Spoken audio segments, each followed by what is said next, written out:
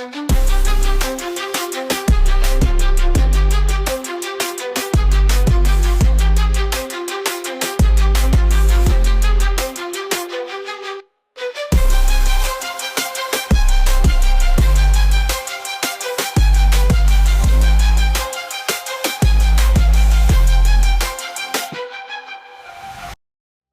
8-year-old boy begged teachers for help. Neighbors called police. Child Protective Services opened files, visited the home, documented concerns. And still, he was sent back, and every time he was returned, the injuries got worse. This is not just a murder case. This is a case about a child who tried to survive, and a system that watched him disappear in real time. This is the case of Gabriel Fernandez. Before we begin, I want to say something important. In this video, I will be saying Gabriel's name and his mother's name. However, for other individuals involved in this case, I may use simpler names or avoid saying certain names entirely. This is simply because some of the names are difficult for me to pronounce clearly, and I want the focus to remain on Gabriel and what happened to him, not on whether I said a name correctly. So if you hear alternative names or fewer names mentioned, that is intentional. Disclaimer. Before we begin, I need to warn you, this case involves prolonged child abuse, torture, neglect, and the death of a minor.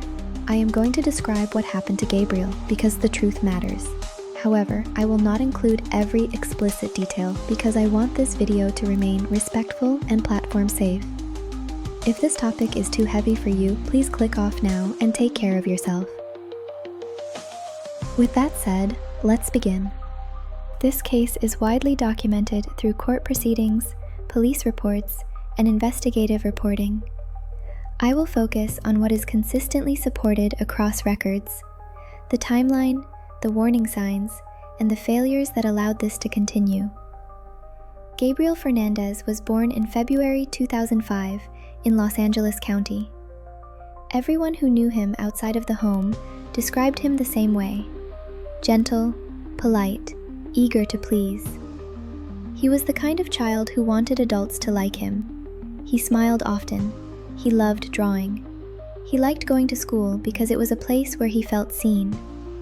But his home life was unstable from the beginning. His mother, Gabriel Fernandez, had a documented history of neglect with her other children. Family members had expressed serious concern about her ability to care for kids safely. At one point, Gabriel was living with relatives who provided structure, food, and safety. But in 2012, Gabriel was returned to Pearl's custody, and Pearl's boyfriend, Isauro Aguirre, lived in the home. From that point forward, Gabriel's life became a pattern of fear. At first, the abuse was subtle. Punishments that didn't make sense, isolation from others, being treated as if he had done something wrong. Simply by existing, food became a weapon. Gabriel would watch others eat while he went hungry. He would ask quietly for food and sometimes be given crumbs. Other times, nothing at all. Sleep became a weapon too. He was forced to stay awake for long periods, sometimes made to stand for hours. And then the physical injuries began. Bruises that didn't match the stories given, cuts, swelling, marks in places that didn't come from accidents. Gabriel began showing up to school looking different, and people noticed. Teachers documented changes in his behavior. They noticed fear. They noticed injuries. They reported concerns to Child Protective Services. Gabriel reportedly told school staff that he was being hurt at home. And this is what makes this case so devastating, Gabriel tried to tell. Reports were filed. CPS visited the home. Notes were taken. Files were opened, and somehow, each time, Gabriel was left there. Every visit that ended without removing him sent a message to Gabriel. Help is not coming, and every time he returned from school after someone had noticed the injuries, the punishment got worse. Over time, the abuse escalated into torture. Gabriel suffered repeated severe beatings. He was burned. He had BB pellets shot into his body. He was humiliated and degraded in ways meant to break him psychologically. Neighbors reported hearing disturbances from the home. People sensed something was wrong, but the chain of action kept breaking. By early 2013, Gabriel's body had endured months of trauma. He was thinner, weaker, quieter. Then, in May 2013, the violence reached a point his body could no longer survive.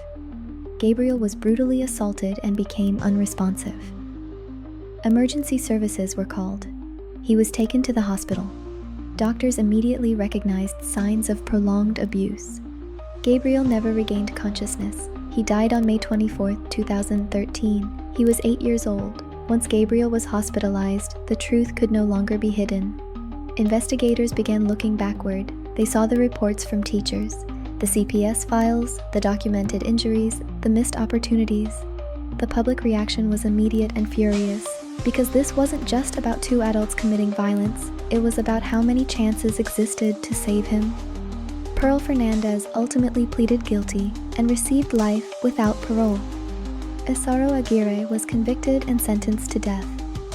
And in a rare move, several CPS workers connected to the case were criminally charged, something almost unheard of.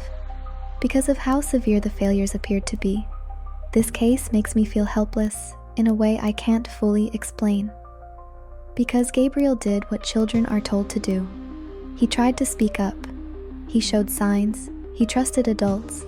And he was still sent back. I keep thinking about how confusing that must have been for him, to have teachers care, to have adults notice, and still be returned to the same place. At some point, Gabriel must have realized that no one was coming, and no child should ever feel that way. Gabriel didn't disappear into the woods. He didn't vanish without anyone knowing. He went to school. He lived in a neighborhood. He asked for help, and the world still failed him. That's what makes this case so hard to listen to. Gabriel Fernandez is remembered not because this case is mysterious, but because it was preventable, because the signs were there, because the reports were there, because the injuries were visible, and because no one was able to get him out in time. This was the case of Gabriel Fernandez.